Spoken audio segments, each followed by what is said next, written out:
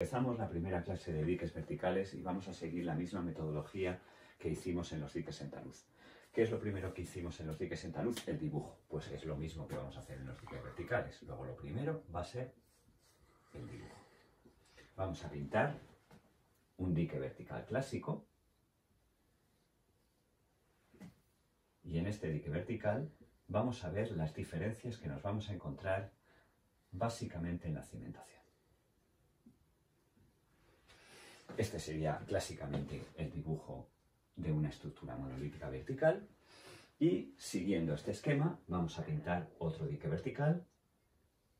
Este dique vertical es tremendamente parecido al anterior. Lo que sucede es que hemos variado ligeramente la cimentación. Ahora vamos a pintar otro dique vertical y en este dique vertical también hemos cambiado ligeramente la cimentación.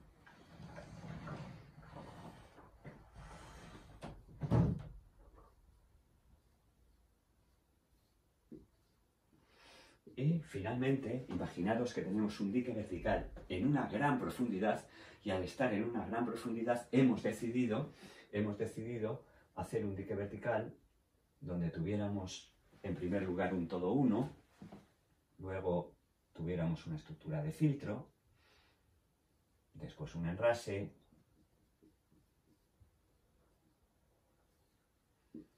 fijaros que prácticamente tienen la misma configuración, pero en esta configuración hemos variado básicamente la cimentación. Bueno, pues este es el dibujo del dique vertical. Bienvenidos a las clases de diques verticales y ahora lo que vamos a hacer es seguir el mismo esquema metodológico a partir del dibujo. Punto número 2, los elementos. Los elementos. Y dentro de los elementos los vamos a utilizar con el dibujo anterior y vamos a ponerlos en tinta azul. En primer lugar, vamos a tener, el primer elemento es la banqueta de cimentación. ¿Vale? Cuando nosotros vertemos el material, este vertido lo hacemos por mar, lo hacemos con gánguiles, generalmente el material vertido se queda así, de tal manera que no tenemos una superficie completamente plana, por lo cual necesitamos que esto se convierta en un plano. Para que esto se convierta en un plano, utilizamos un segundo elemento, o describimos un segundo elemento, que lo vamos a denominar enrase de grava. Bueno, tenemos un tercer elemento, que lo vamos a denominar berma de protección. Tenemos un cuarto elemento, que lo vamos a denominar monolito. Esto generalmente es una estructura rígida que lo pondremos entre paréntesis mediante cajones. El siguiente de los elementos va a ser el espaldón y finalmente vamos a tener una superestructura. Bueno, estos son los elementos, los ponemos aquí para repasarlos, por tanto, tenemos la banqueta, tenemos el enrase, tenemos la berma, tenemos el monolito, tenemos el espaldón y tenemos la superestructura. Bueno, ¿qué sucede? Que en muchas ocasiones la cimentación la hemos cambiado. Y la hemos cambiado, fijaros, con un elemento nuevo, que es un elemento de hormigón que lo vamos a denominar bloque de guarda. Bloque de guarda. ¿Vale? Muchas veces también este bloque de guarda, que lo vamos a llamar BG, lo tenemos embebido dentro de la berma de protección, dentro de la berma.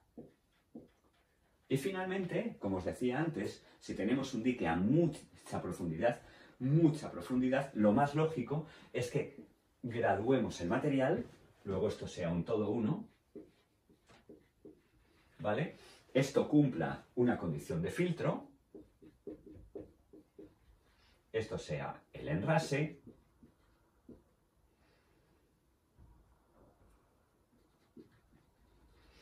esto sea la berma y finalmente tengamos aquí el bloque de guarda, ¿vale? Pues esto es más o menos el primer esquema, la introducción de este nuevo tema, que son los diques verticales, y en los diques verticales, atender. Lo primero es el dibujo, lo segundo son los elementos. Borramos un momento, con el objetivo de seguir analizando los mismos criterios que hemos visto en la anterior tipología de diques, que eran concretamente el dique rompeolas. Bueno, pues ¿cuál era el tercer punto que veíamos en el otro dique? Pues el tercer punto que veíamos en el otro dique era el concepto de riesgo. El concepto de riesgo. Solamente voy a hacer una pequeña matización, ¿vale? El tercer punto es el concepto de riesgo. Y el concepto de riesgo lo teníamos que dividir en dos partes. ¿Por qué? Porque en primer lugar nosotros tenemos una banqueta de cimentación, ¿vale? Y en segundo lugar vamos a tener un monolito, que los voy a representar así. Esta sería nuestra banqueta y esto sería nuestro monolito. Bueno, ¿y por qué he querido dividir el riesgo en dos partes? Fundamentalmente porque la banqueta, acordaros, siguiendo la ROM 02, es una estructura tipo A, que presenta un riesgo de iniciación de avería.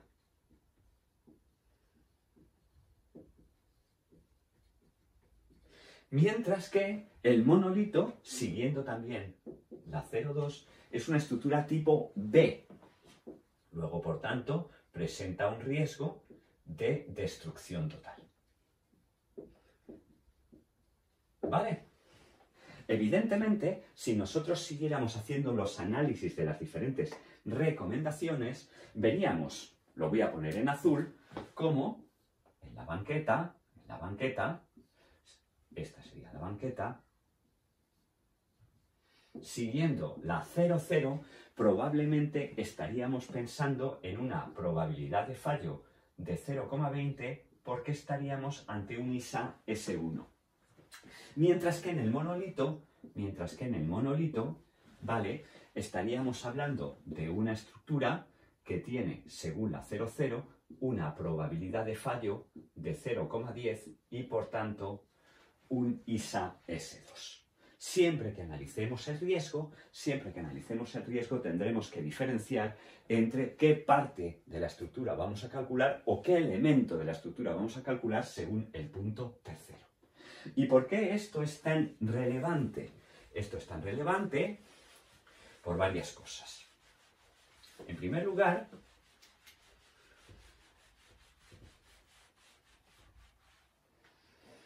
porque si utilizamos la ROM 0.2, lo que tenemos que hacer es utilizar el análisis de riesgo. Y este análisis de riesgo es el criterio de Borman. Y este criterio de Borman es E igual a 1 menos 1 menos 1 partido por T sub R elevado a la N. Y en función de las características de la vida útil mínima de la obra, elegiremos el riesgo en función de A, aquí tenéis banqueta, en función de B, aquí tenéis monolito. Y lo pongo en siglas: riesgo de inicio de avería, riesgo de destrucción total. Y, análogamente, si nosotros utilizáramos la 00, ya estaríamos hablando del criterio de probabilidad de fallo. Este criterio de probabilidad de fallo me daría un periodo de retorno que es menos n partido por el neperiano de 1 menos P sub F. Y en este caso, en el caso de la banqueta, como hemos dicho anteriormente, estaríamos hablando de S1, en el caso del monolito estaríamos hablando de S2. ¿De acuerdo? Por eso es tan importante diferenciar cada uno de los elementos. Volvemos a borrar, y cuando volvemos a borrar, volvemos a hacer una pequeña reflexión. De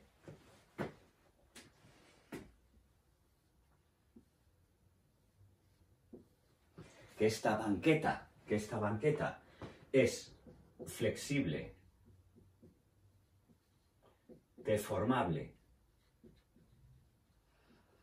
avisa la avería y presenta fallo gradual, mientras que el monolito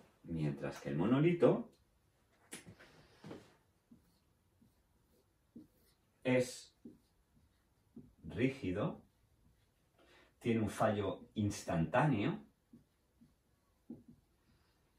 no avisa la avería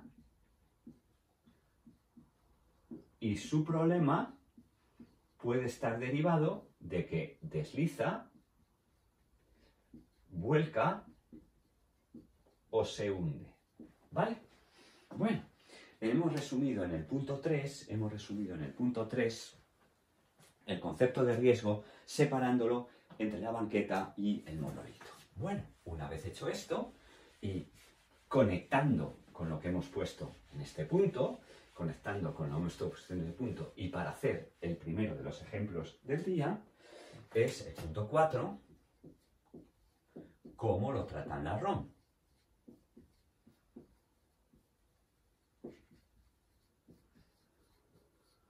¿Vale? El cómo lo tratan la ROM, evidentemente, resumiendo el punto 3, la 0,2 lo trata en riesgo y, por tanto, análisis de Borman. Pongo aquí tablas y la 0,0 lo trata en probabilidad de fallo, concretamente en el IRE y en el ISA. En el IRE, acordaros, R1, R2 y R3 bajo, medio y elevado, que implica que son 15 años, 25 años y 50 años de vida útil, ¿vale? Y en cuanto al ISA, solo voy a poner los tres primeros, S1, S2 y S3, muy bajo, bajo y medio, 0,2, 0,1 y 0,01, y utilizamos, fijaros, esta situación generalmente para el dique vertical, ¿vale? Y os repito, en verde, este criterio para dique en talud. Espero que con esta pizarra quede lo suficientemente claro para el tratamiento de la ROM, y con esto nos vamos. Evidentemente podríamos hablar también de lo que dice la 1.0, pero la 1.0 tiene una tabla en función del tipo de obra para la N y en función del uso tiene una tabla para la P sub F. Bueno, vamos al ejemplo 1 para que poco a poco vayamos centrando los conceptos de este nuevo tipo de estructura marítima que es el dique vertical. Bueno, pues entonces vamos a hacer tres ejemplos muy sencillos. El primero, el ejemplo número 1. El ejemplo número 1 que nos dicen, oye, tenemos un dique vertical de un puerto deportivo, ¿vale? Un dique vertical de un puerto deportivo. Bueno, el puerto deportivo automáticamente lo consideramos como una obra de interés local, regional. Vamos a considerarlo como una R2 y, por tanto, una vida útil de 25 años. Al ser un dique vertical, como hemos dicho anteriormente, es un ISA que es S2, por tanto, una probabilidad de fallo de 0,10 y, por tanto, el periodo de retorno del temporal de cálculo de este dique será menos n partido por el neperiano de 1 menos P sub F, o lo que es lo mismo, menos 25 partido por el neperiano de 1 menos 0,10, y os debe de salir 237 años. Ahora vamos a hacer un dique vertical de un puerto de interés general del Estado. El carácter es nacional, y por tanto estaríamos ante un R3, N sería por tanto 50 años. Estaríamos de nuevo ante un ISA igual a S2 con una probabilidad de fallo de 0,10 y tendríamos un periodo de retorno de menos n partido por el neperiano de 1 menos P sub f, que en este caso os tendría que salir 475 años. Os podéis encontrar un texto excelente, que es el manual de cajones, ¿vale? Que es de Puertos del Estado. Y en este manual de cajones de Puertos del Estado os podréis encontrar que para variables accidentales se toma un periodo de retorno de 500 años, ¿vale? Toma un periodo de retorno de 500 años, con lo cual es tremendamente semejante al criterio que hemos visto antes de R3, S2 o paréntesis 50, 0.10. Bueno, y el tercero de los ejemplos que vamos a hacer, lo vamos a hacer en la parte superior. En la parte superior vamos a hacerlo suponiendo que nos dicen que tenemos un puerto de interés general del Estado, es una obra en Gran Puerto, donde la repercusión económica es media, RE, repercusión económica media, y la pérdida de vidas humanas es no esperable. ¿Vale? Cuando escuchamos o leemos estos condicionantes de diseño,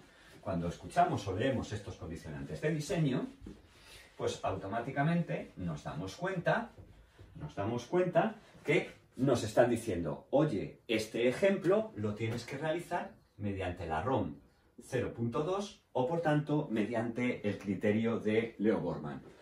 Nos vamos a la primera de las tablas, obra en Gran Puerto. Vemos la literatura de esa tabla y veremos que es una obra de interés general del Estado, nivel 2, en igual a 50 años. Y luego nos vamos a la segunda tabla, y en la segunda tabla vemos que es una obra tipo B.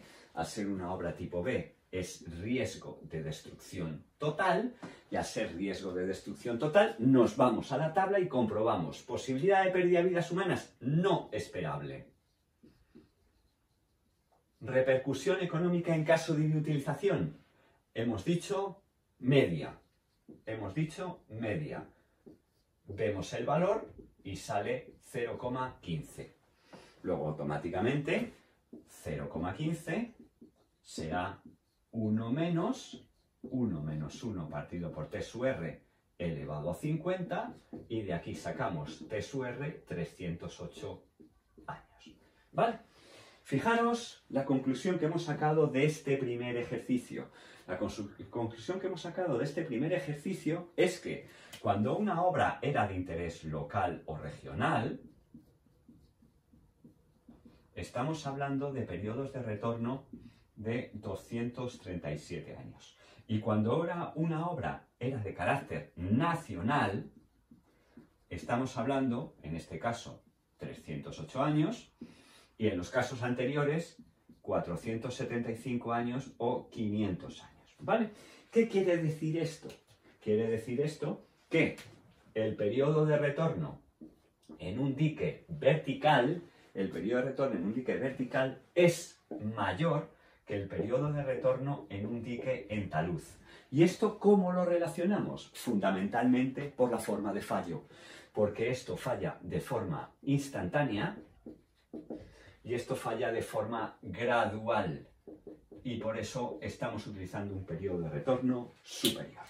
Bueno, vamos al punto quinto, que es la continuación de estos criterios y el mismo criterio que vimos también en los diques rompeolas, que es el punto de periodo de retorno.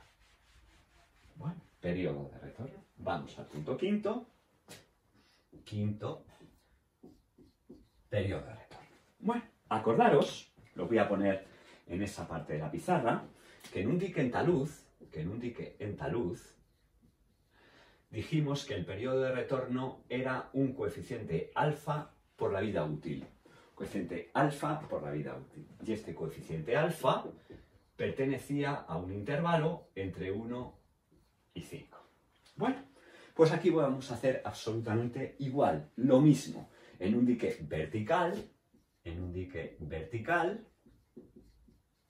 el periodo de retorno, vamos a utilizar otra letra griega diferente, beta será por n, siendo n la vida útil. Lo que ocurre es que beta pertenece a un intervalo mayor que es entre 5 y 10. Fijaros la diferencia, Y vamos a comprobarlo con el ejemplo 2. Y en el ejemplo 2 vamos a cogernos los valores utilizados anteriormente. Fijaros, teníamos un R2S2, por tanto, 25 años 0,1, 237 años de periodo de retorno. Luego, 237 años de periodo de retorno será beta multiplicado por 25. Y aquí veis que beta sale aproximadamente 9,48. Correcto, estamos dentro del intervalo.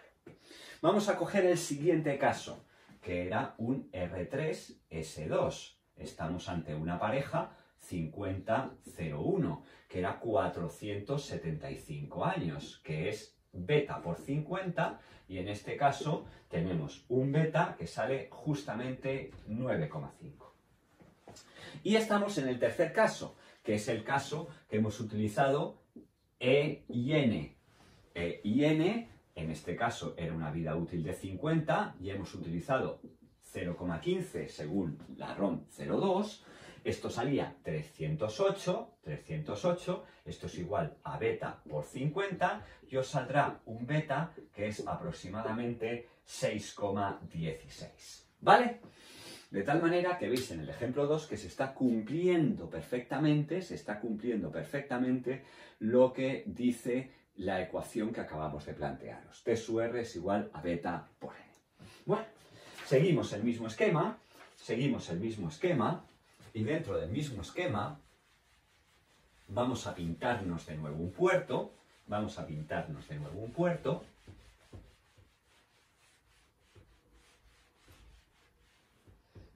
punto 6, partes. Vale. Y dentro de las partes pintamos, como os decía antes, el puerto. Acordaros, esto era la sección de arranque, esto era la sección de quiebro, esto era la sección de tronco, y este punto es el morro. ¿Vale? Bueno, pues tendréis que daros cuenta que por condicionantes básicamente de diseño, hay mucha sección de un dique, que no la puedo hacer vertical. ¿Por qué? Porque estoy arrancando de tierra y poca profundidad. Luego, generalmente el arranque siempre será en talud. ¿Vale? ¿Hasta dónde? Probablemente hasta determinada profundidad. Hasta un H yo puedo utilizar talud. Pero cuando gane profundidad, ¿vale? Donde puedan flotar las estructuras tipo cajones, donde tenga capacidad para hacer la colocación de la banqueta y el enrase, cuando gane profundidad ya podré hacer el dique vertical. Luego, generalmente, el dique vertical os lo vais a encontrar en tronco y en morro, ¿de acuerdo? Lo voy a pintar como si fueran elementos paralelepípedos que representan cada uno de los cajones. Este, fijaros, sería nuestro dique. Pero este dique estaría estructurado por una serie de elementos que serían, por ejemplo, este sería el cajón 1, este sería el cajón 2, este sería el cajón 3, este sería el cajón 4, este sería el cajón 5 y luego tendría el cajón 6 para el cierre del morro. ¿Vale? Luego, entonces, en esta situación solamente vamos a emplear, como decíamos aquí en esta parte de la pizarra, solamente vamos a emplear tronco y morro en el empleo del dique vertical. ¿Vale? Fenomenal. Bueno, punto 7. Igual que hicimos también en la anterior primera lección de los diques rompeolas. ¿Vale? En el punto 7 nos vamos a referir a la altura de ola de diseño. A la altura de ola de diseño. Yo en esta primera clase, y cuando veréis profundizando en obras marítimas o ingeniería marítima, iremos profundizando en los diques verticales, pero en esta primera clase vamos a tomar un criterio que estamos ante un mínimo de H1,250 H sub B, ¿vale? Y este H1,250 es 1,8 por H1/3 asociado a S2, ¿vale? Y H sub B no es como lo que hemos hecho en los diques verticales. H sub B es el criterio de Goda,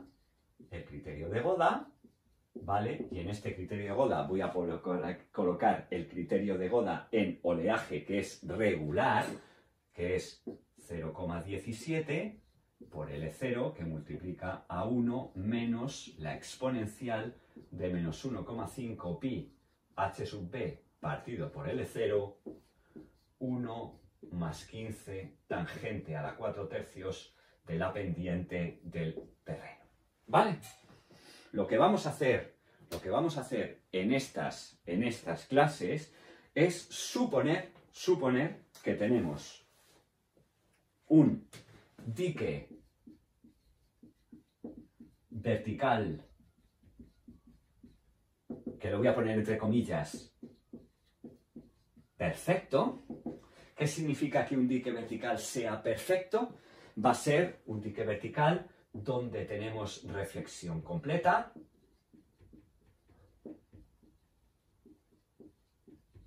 H incidente, H reflejada.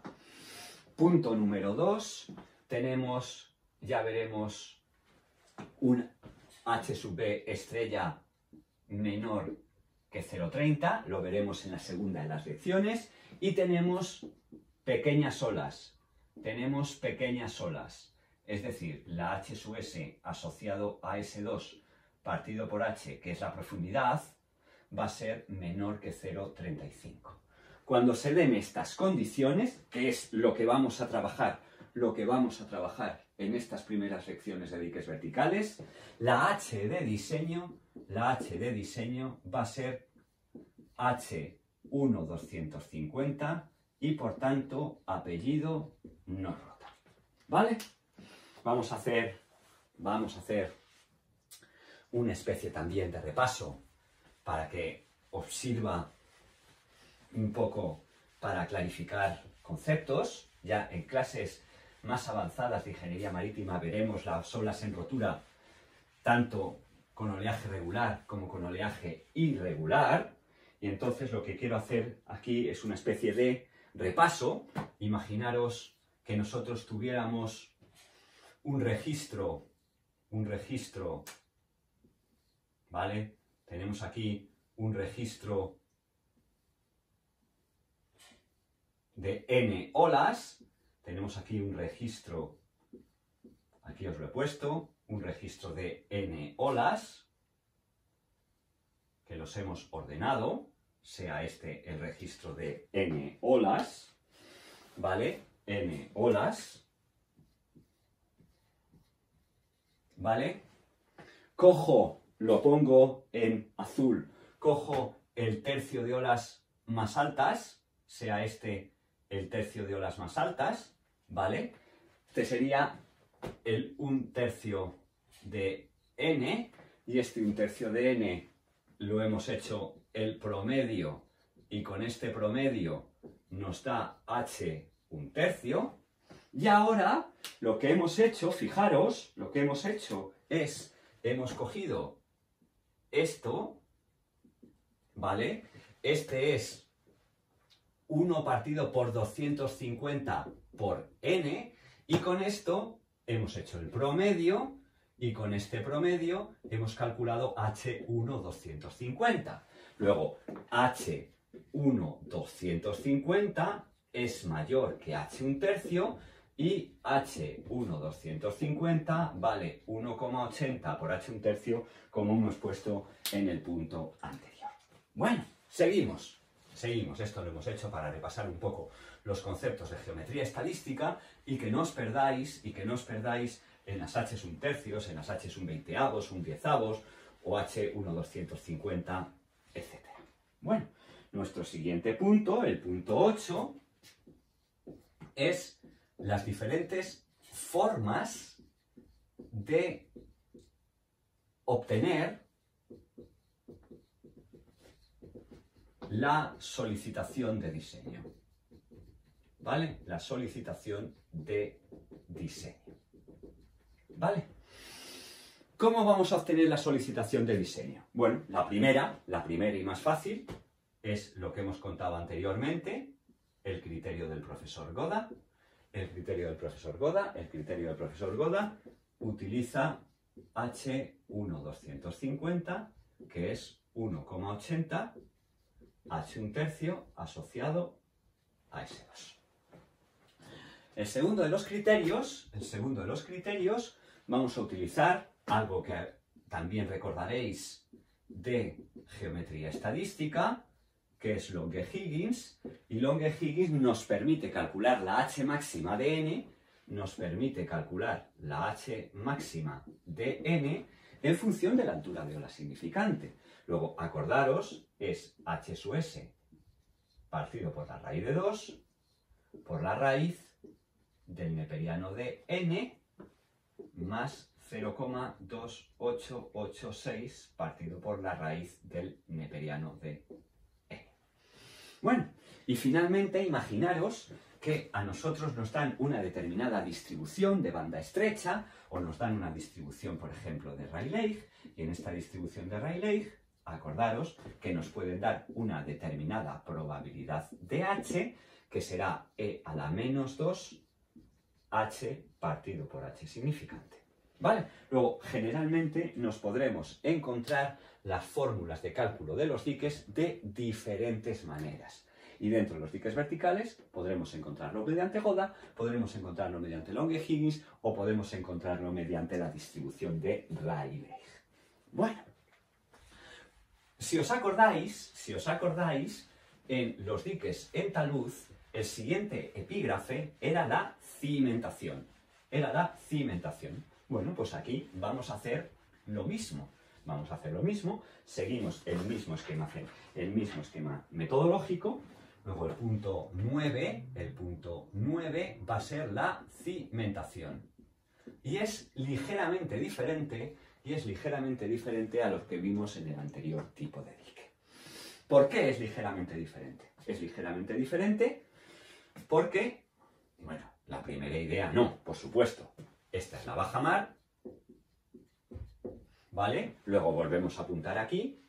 Cota sumergida referida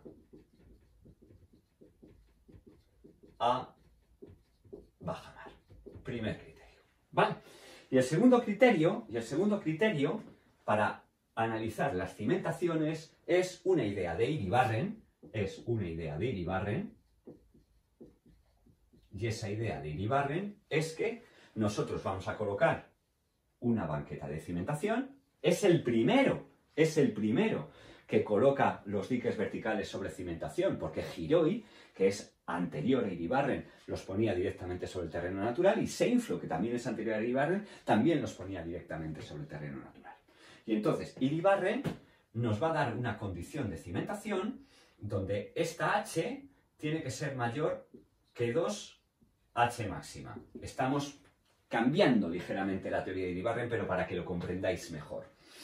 Y esta D tiene que ser aproximadamente 1,50 por la H máxima.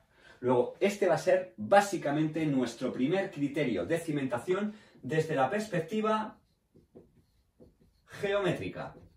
¿Vale? Geometría.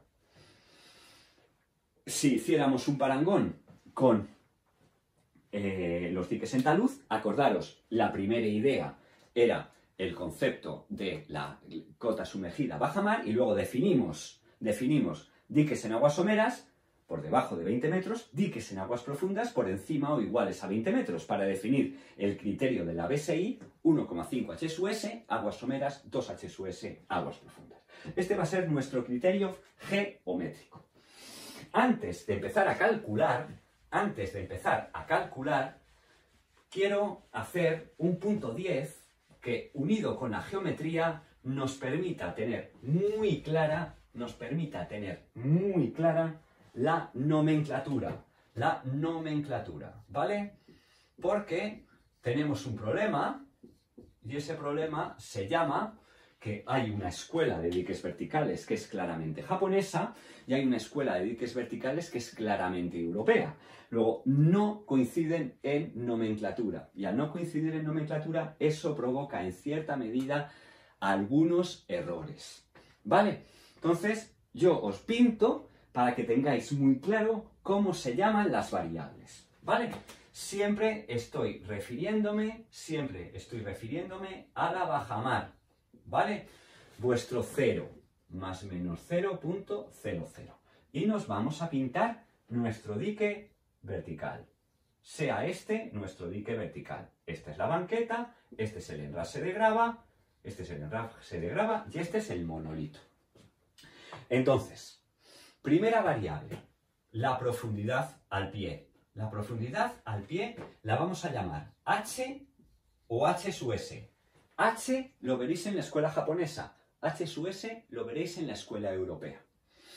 La potencia de la banqueta la vamos a llamar H sub B, ¿vale? Y a esta variable la vamos a llamar H'. Y a esto lo vamos a denominar HC. En este dibujo tenemos directamente el cajón sin berma de protección y sin bloque de guarda. Sin berma de protección y sin bloque de guarda. Vamos a pintar un dibujo al lado, ¿vale? Y en este dibujo al lado, fijaros,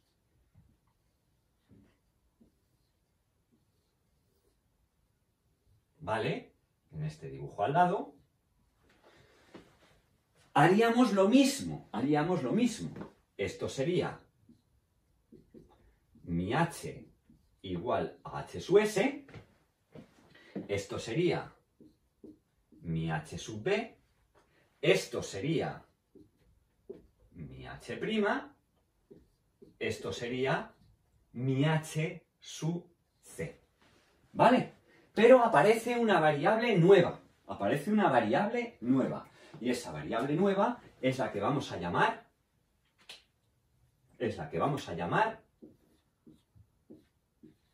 D. ¿De acuerdo? Es la que vamos a llamar D. Aquí D es distinto de H'. ¿Vale? Pero en esta figura D es igual a H'.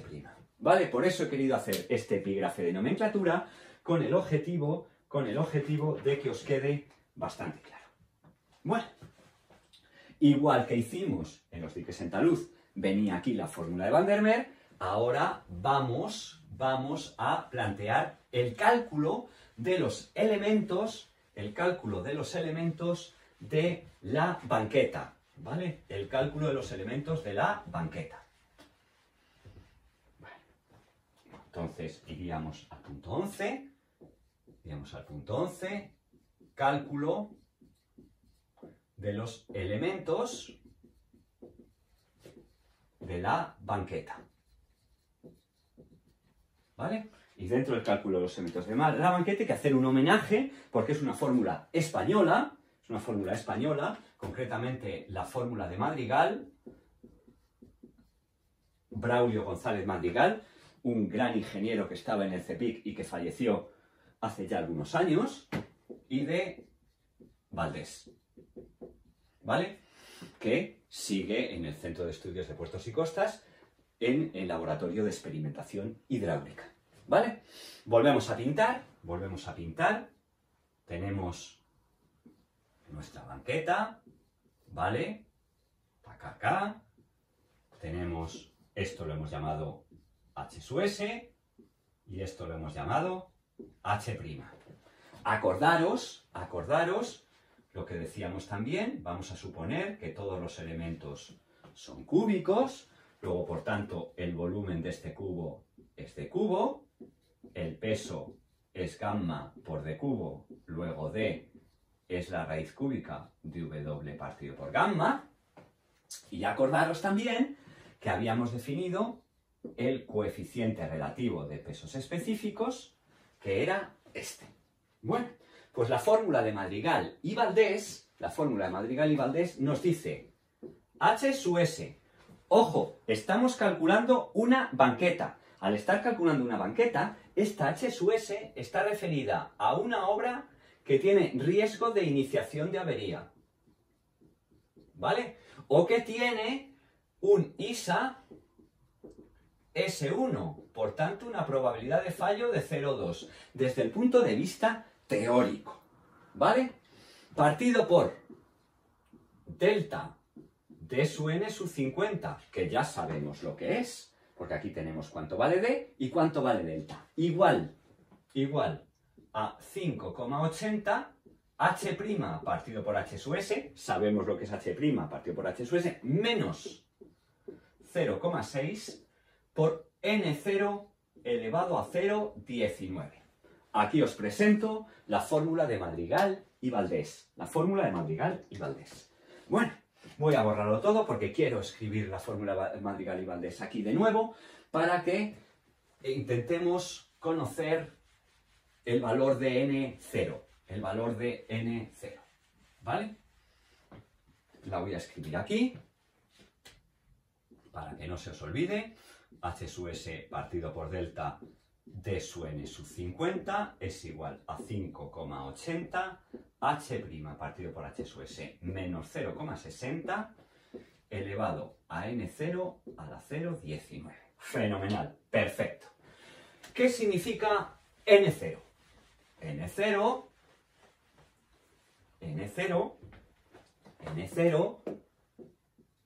es un indicador de la avería. De las unidades desplazadas en el manto. En este caso en la banqueta. Y vamos a considerar tres niveles. N0, 0,5. Que lo denominaremos sin daño. N0 igual a 2, que diremos que es daño admisible. Y N0 igual a 5, daño inadmisible. Vale, fenomenal. Ya podéis decir, pues ya puedo calcular esto. No podéis calcular esto. No podéis calcular esto porque esta fórmula tiene un rango de validez y por tanto estáis sujetos a una serie de comprobaciones. Estas comprobaciones, según los autores, son 3 y están colocadas de una manera que a mí no me gusta del todo. Y yo os la voy a contar de la manera que me gusta a mí. Primera comprobación.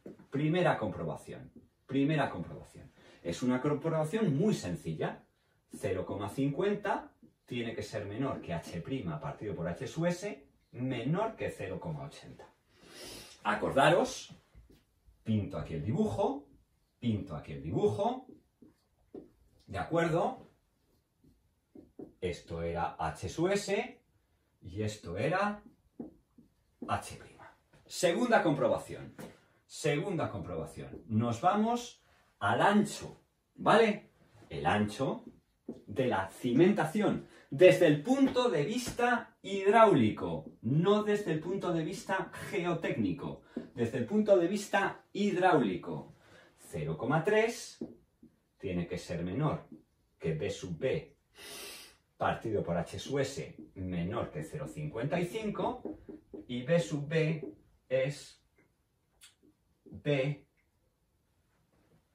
más 0,5 H sub B por la cotangente de alfa.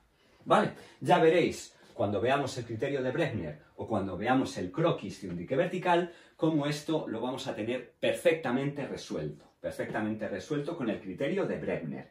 Y el tercero, que es el criterio que nos dará, en cierta medida, algún problema, y por eso os lo pongo con estrellas, porque ojo con este criterio, nos está diciendo que 7,50 tiene que ser menor que h' partido por d sub n sub 50 menor que 17,50. ¿Qué quiere decir esto? Quiere decir esto que una vez calculada la banqueta, puede ser que no cumpla este criterio, porque este es el resultado del cálculo de la banqueta. Puede ser que no cumpla este criterio. Y si no cumple este criterio, ¿qué haremos? No os preocupéis, porque lo veremos en ejemplos o en ejercicios más adelante. Bueno, para terminar esta primera clase de diques verticales, y concretamente siempre hacemos un ejemplo del cálculo de la banqueta, para que veáis que es muy fácil, ¿vale? Vamos a nuestro ejemplo 3, ¿vale? Ejemplo 3, que dice que tenemos un dique vertical que está en 27 metros de profundidad, h igual h sub s igual a 27 metros, y que tenemos una h sub s igual a 7,50 metros y nos piden, oye, dime algo sobre la banqueta. ¿Vale? Bueno, siempre que tengamos que hacer un dique vertical, siempre vamos a seguir el mismo esquema metodológico. Y podéis decir, ¿y por qué no lo cuentas ahora? No, porque el esquema metodológico va a ser la síntesis de las clases de teoría, pero quiero que poco a poco vayáis incorporando una forma de pensar. Este esquema metodológico va a ser siempre utilizar, primero, A, el cálculo de la acción, y B, el criterio de Iribarren, que es lo que hemos visto hasta ahora. O sea, hemos visto la acción, me parece que era el punto 7 y el punto 8, y hemos visto la geometría de la banqueta en el punto 9 o en el punto 10. ¿Vale? Luego entonces, nos hacemos una pregunta. ¿Nos han hablado de la distribución de Rayleigh? No. ¿Nos han hablado algo de Lobel-Higgins? No. Luego el cálculo de la acción está clarísimo. Goda. Luego h 1,250 es 1,8 por h 1/3. h 1,250 es 1,8 por 7,5 y esto os saldrá 13,50 metros. Esta ola que nos han dado, ojo, es la ola de banqueta. Iribarren, acordaros, tenía dos criterios, h igual a h sub s mayor o igual que 2h máxima, nos han dicho 27 metros de profundidad, 27 es mayor o igual que 2 por 13,5, igual a 27, el problema está perfectamente preparado, estupendo. Y el segundo criterio, D, es aproximadamente 1,50 por h sub s, 1,50 por h sub s os saldrá 20,25 metros, y evidentemente en el mar no vamos a estar con tonterías de centímetros, vamos a escoger un D que esté en el entorno de 20 metros. Bueno, ya tenemos hecho esto, borramos y pintamos,